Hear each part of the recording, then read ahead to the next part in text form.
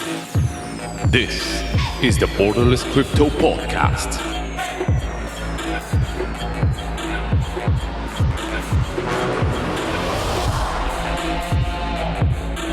Hello there, this is George, and I'm excited to share that apart from my long-form interviews, I'm starting the Borderless Crypto Shots.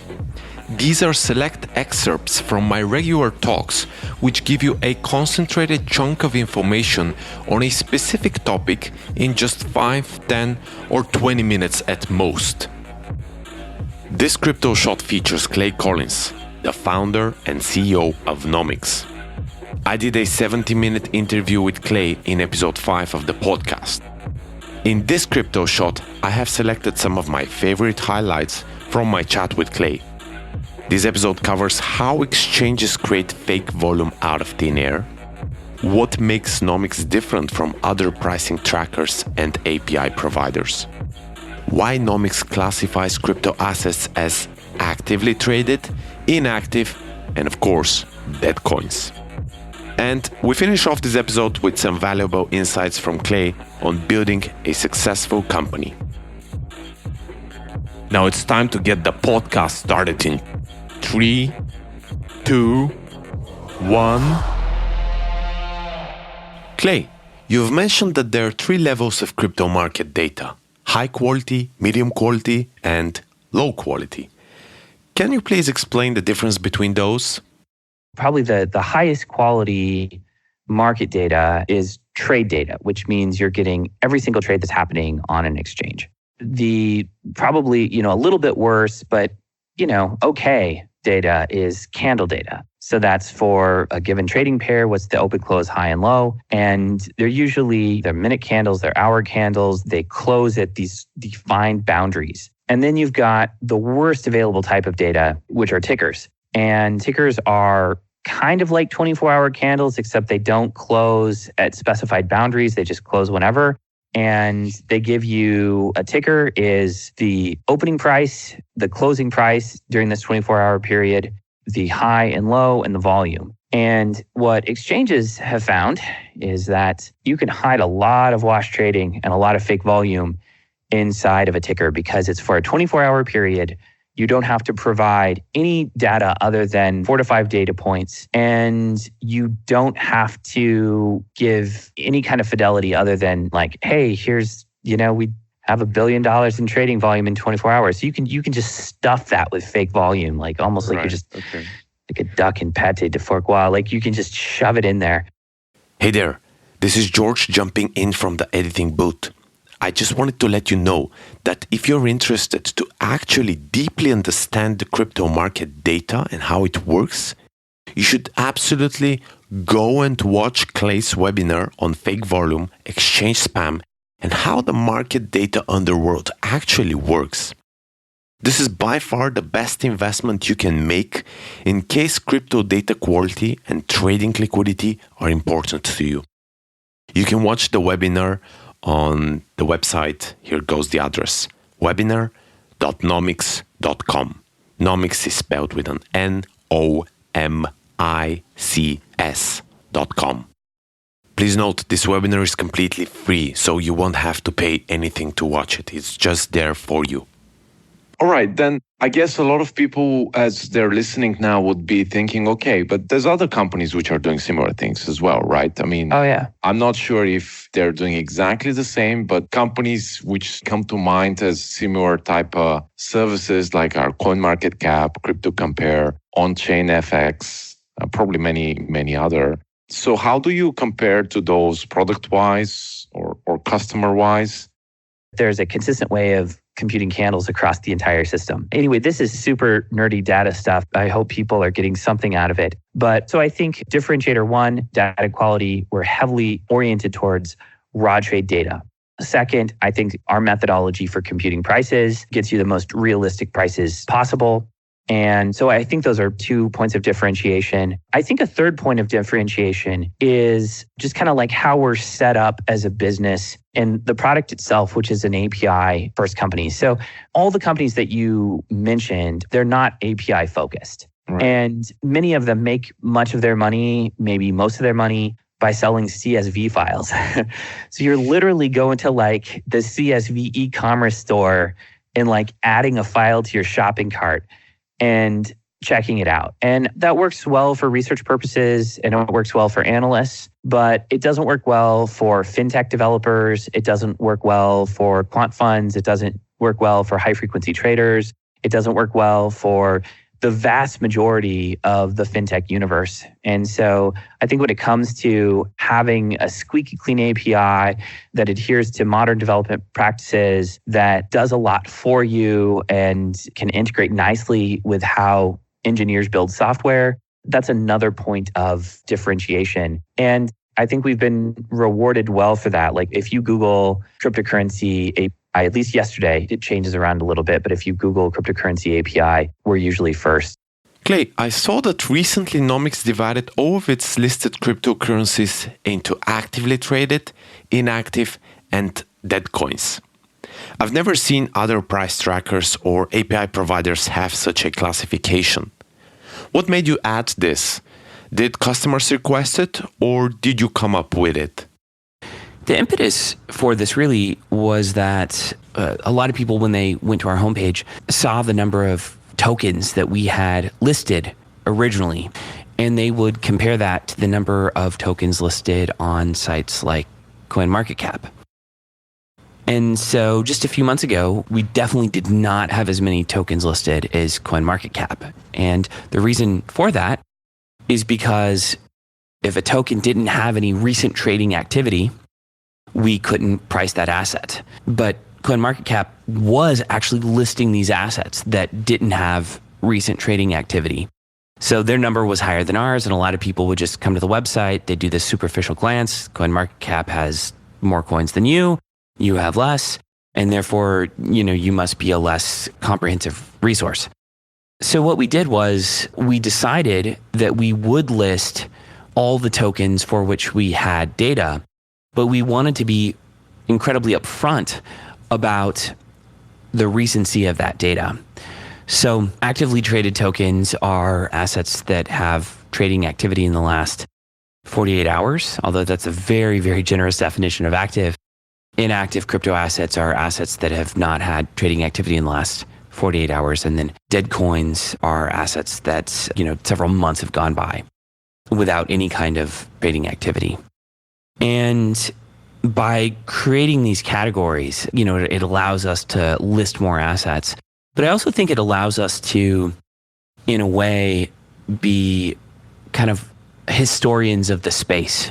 You know what I mean? So one of the things that I appreciate about the Internet Archive is that you can go up and look at old versions of the web as it used to be.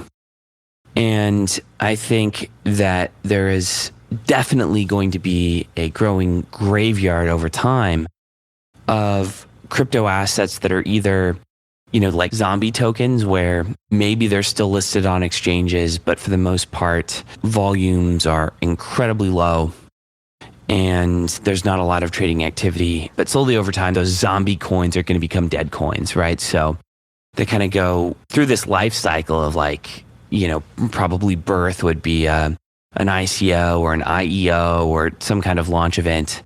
They get listed on exchanges. Then they de facto inactive. That they kind of have this zombie state. They're the Walking Dead, and then they become dead.